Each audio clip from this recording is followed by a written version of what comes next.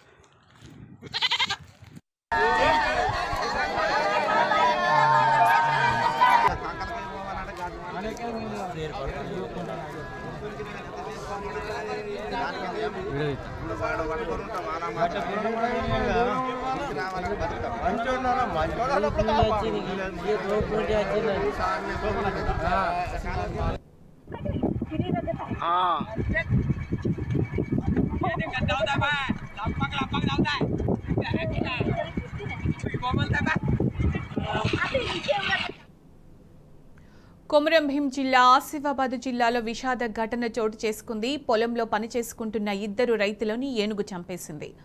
పెంచికల్పేట మండలం కొండపల్లికి చెందిన పోచయ్య అనే రైతు పొలంలో పని చేసుకుంటుండగా ఏనుగు దాడి చేసింది.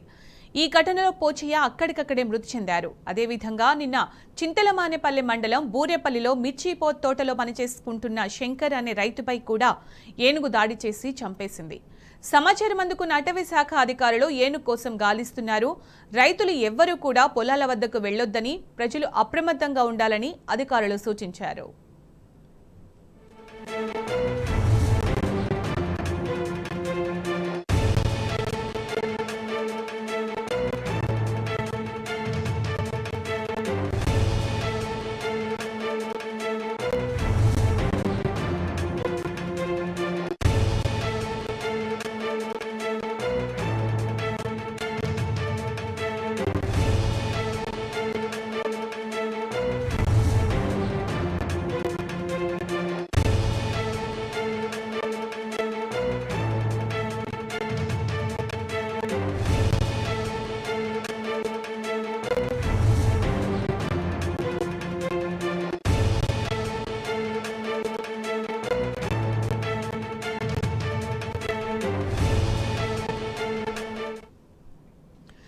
ఏనుగులపై రైతులపై ఏనుగుల దాడికి సంబంధించి పూర్తి సమాచారం మా ప్రతినిధి ఉమేష్ అందిస్తారు. ఉమేష్, ఏనుగు దాడి చేసి ఇద్దరు రైతుల్ని పొట్టన పెట్టుకున్నట్టు తెలుస్తోంది. మరి అటవీ శాఖ అధికారులు ఏమంటున్నారు? అప్డేట్స్ ఏంటి ఉమేష్? గుడ్ మార్నింగ్ సింత. కొమరం భీం ఆసిఫాబాద్ జిల్లాలో ఏనుగు బీభత్సం సృష్టిస్తోంది. నిన్న సాయంత్రం నుంచి ఈ రోజు ఉదయం వరకు ఏనుగు జరుపుకున్న దాడిలో ఇద్దరు రైతులు మృతి చెందారు. ఈ రోజు తాజాగా ఉదయం పెంచికల్పేట మండలం కొండపల్లి గ్రామానికి చెందిన పోచయ్య అనే రైతు తన పొలంలో ఏదైతే పంట పొలానికి నీరు పెడుతుండగా ఏనుగు దాడి చేసింది. దీంతో అక్కడికక్కడే రైతు పోచయ్య మృతి చెందారు. అయితే ఏదైతే నిన్న సాయంత్రం కూడా చింతలమానపల్లి మండలం ఊరపల్లిలో మిర్చి తోటలో మిర్చి ఏరుతున్న శంకర్ అనే దంపతులపై కూడా రైతు ఏదైతే ఆ ఏనుగు దాడి చేసింది. దీంతో ఏనుగును తరమడానికి శంకర్ అనే రైతు ప్రయత్నం చేయడంతో అతన్ని ఏనుగు అక్కడికక్కడే తొక్కి చంపడంతో ఇద్దరు రైతులు కూడా నిన్న రైతు ఈ రోజు ఉదయం కూడా పోచయ్య అనే రైతు ఇద్దరు కూడా మృతి చెందారు. దీంతో చింతలమానపల్లి మండలంతో పాటు అటు పెంచికల్పేట బెజ్జూరు మండలాల్లో రైతులతో పాటు ప్రజలు తీవ్ర భయాందోళనకు గురవుతున్నారు. అయితే ఏదైతే అటవీ శాఖ అధికారులు కూడా ప్రత్యేక బృందాలను ఏర్పాటు చేసి గాలింపు చర్యలు చేపట్టారు.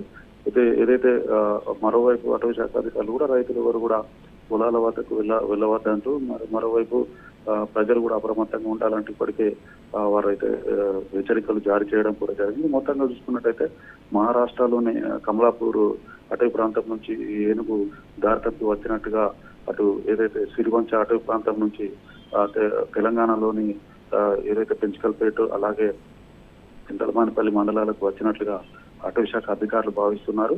ఏదేమైనప్పటికీ ఇప్పటికే ఉన్నతాధికారులకు సమాచారం ఇచ్చిన అటవీ శాఖ అధికారులు గాలింపు చర్యలు కూడా ముమ్మరం చేశారు. ఒకవేళ పొలాలకు కానీ ఇంటికి నివాస స్థలాలకు కానీ ఏనుగు కనుక వచ్చినట్టయితే వెంబడే కూడా ఏనుగును అక్కడి నుంచి దారి మార్చడానికి పటాకులు పేల్చవచ్చు. అలాగే నిప్పు కూడా అంటే దాన్ని అక్కడి నుంచి తరిమేయాలని కూడా అటవీ శాఖ అధికారులు ప్రజలను ఏదైతే ఇప్పటికే చెప్పడం కూడా జరిగింది. మొత్తంగా చూసుకున్నట్టే మరణించిన 2 రైతులకు కూడా నష్టపరిహారం కూడా చెల్లించేందుకు కూడా అటవీ శాఖ అధికారులు ఇప్పటికే ప్రయత్నాలు కూడా ప్రారంభించారు. మొత్తంగా ఇప్పటికే దాదాపు 5 బృందాలు ఏదైతే ఈ ఏనుగును పట్టుకునేందుకు కూడా వాళ్ళంతా కూడా గాలింపు చర్యలు కూడా ముమ్మరం చేశారని చెప్పవచ్చు. సునీత.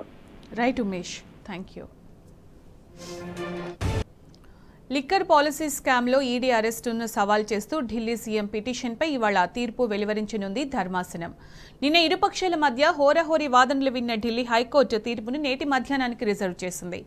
ఎన్నికల వేళ ఆప్ను విచ్ఛిన్నం చేసేందుకు ప్రయత్నాలు జరుగుతున్నాయని పిటిషనర్ ఆరోపించారు. అయితే మనీ లాండరింగ్ జరిగినట్టు ప్రాథమికంగా తేలిందని, దర్యాప్తు కొనసాగుతుందని వాదించింది ఈడీ. తమపై వస్తున్న ఆరోపణలను ఖండించిన ఈడీ నేరస్తులను అరెస్టు చేసి జైల్లో పెట్టాల్సిందేనని ఘాటుగా వ్యాఖ్యానించింది.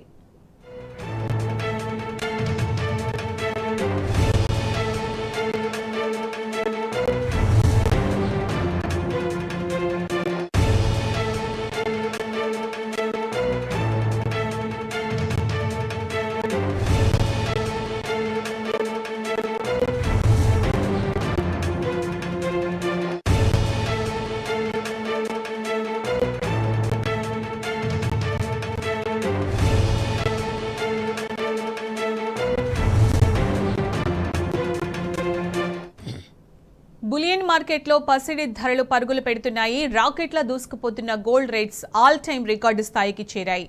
మదుపర్లు బంగారంపై పెట్టుబడులు పెడుతుండటంతో 24 క్యారెట్ల 10 గ్రాముల గోల్డ్ రేటు అక్షరాల 72,000 మార్కును దాటి 72,300 వద్ద కొనసాగుతోంది.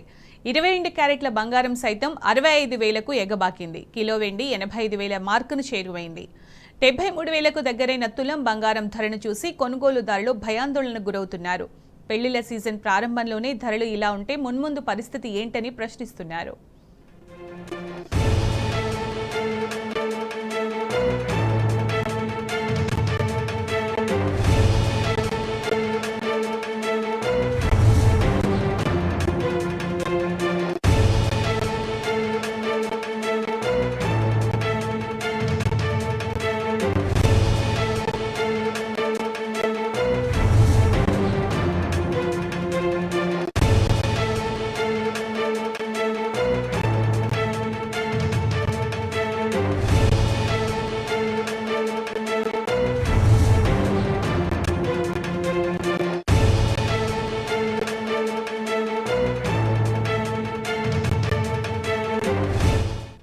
కర్ణాటకలో బోర్బావిలో పడిపోయిన 2 ఏళ్ల పిల్లాడి కోసం సహాయక చర్యలను ముమ్మరం చేశాయి ఎన్డీఆర్ఎఫ్ బృందాలు. విజయపురాలో నిన్న సాయంత్రం ఆడుకుంటూ వెళ్లిన సాత్విక్ తండ్రి తవ్విన బోరుబావిలో పడిపోయాడు. సమాచారం అందుకున్న అధికారులు హుటాహుటిన ఘటనా స్థలానికి చేరుకున్నారు. బాలుణ్ణి ప్రాణాలతో రక్షించేందుకు శ్రమిస్తున్నారు. పైపుల ద్వారా సాత్విక్ ఆక్సిజన్ అందిస్తున్నట్లు వివరించారు. ఇక పిల్లాడు క్షేమంగా బయటకు రావాలని గ్రామంలోని సిద్ధలింగ మహారాజు సన్నిధిలో ప్రత్యేక పూజలు ప్రార్థనలు చేస్తున్నారు స్థానికులు.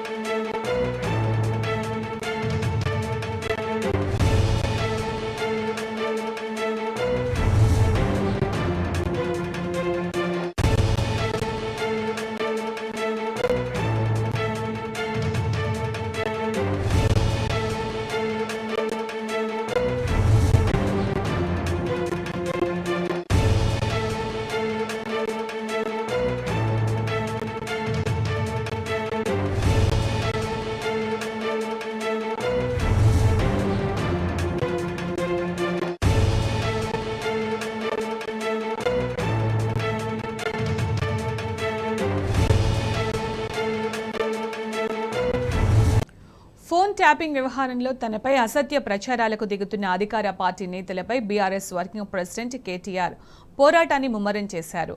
మంత్రి కొండా సురేఖతో పాటు ఎమ్మెల్యే ఎన్ఎం శ్రీనివాసరెడ్డి, కాంగ్రెస్ నేత కేకే మహేందర్ రెడ్డికి కేటీఆర్ లీగల్ నోటీసులు పంపించారు. ఇక వీరితో పాటు పలు మీడియా సంస్థలకు, యూట్యూబ్ ఛానల్స్ కి కూడా లీగల్ నోటీసులు పంపించారు కేటీఆర్.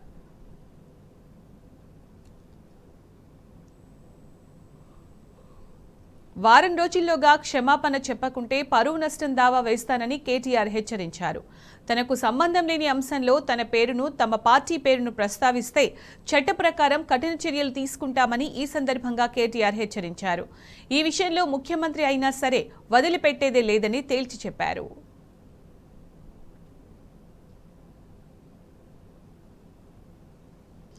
పార్లమెంట్ ఎన్నికల నేపథ్యంలో కేంద్ర ఎన్నికల సంఘం ఎప్పటికప్పుడు వీడియో టెలికాన్ఫరెన్స్ నిర్వహిస్తూ పలు సూచనలు చేస్తోంది. అన్ని రాష్ట్రాల ప్రభుత్వ ప్రధాన కార్యదర్శులు, డీజీపీలు, కేంద్ర హోంశాఖ సెక్రటరీ, లా సెక్రటరీ, ఎన్ఫోర్స్మెంట్ ఏజెన్సీలతో ఈసీఐ వీడియో కాన్ఫరెన్స్ నిర్వహించింది. పారదర్శకంగా ఎన్నికలు నిర్వహించాలని అధికారులకు ప్రధాన ఎన్నికల కమిషనర్ రాజీవ్ కుమార్ సూచించారు. ఈ సంవత్సరంలో ప్రపంచవ్యాప్తంగా 70 దేశాల్లో ఎన్నికలు జరుగుతున్నాయన్న ప్రధాన ఎన్నికల కమిషనర్ ఈ నేపథ్యంలో ప్రపంచ దేశాల దృష్టి మొత్తంగా భారత్ పైనే ఉంటుందని తెలిపారు. ప్రపంచంలోనే పెద్ద ప్రజాస్వామ్య దేశమైన భారత్లో ఎన్నికలంటే ఓ ప్రత్యేకత ఉంటుందని ఆయన పేర్కొన్నారు.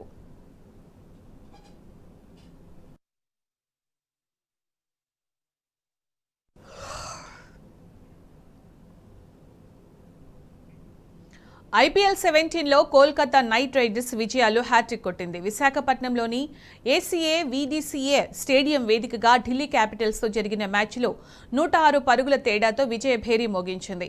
మొదట బ్యాటింగ్ చేసిన కోల్కతా నిర్ణీత 20 ఓవర్లలో 7 వికెట్లు కోల్పోయి 272 పరుగుల భారీ స్కోరు చేసింది. కేకేఆర్ బ్యాటర్లు Sunil Narine 85, Angkrish Raghuvanshi 54, Andre Russell 41 పరుగులతో రెచ్చిపోయి తమ జట్టుకు ఘన విజయాన్ని అందించారు. అనంతరం లక్ష్య ఛేదనలో ఢిల్లీ క్యాపిటల్స్ 17.2 ఓవర్లలో 166 పరుగుల వద్దే ఆగిపోయింది. రిషబ్ పంత్ 55, ట్రిస్టన్ స్టబ్స్ 54 రన్స్తో వేగంగా ఆడిన కేకేఆర్ విధించిన లక్ష్యం ముందు వాళ్ల పోరాటం చిన్నబోయింది. సునీల్ నరైన్కు player of the match award దక్కింది.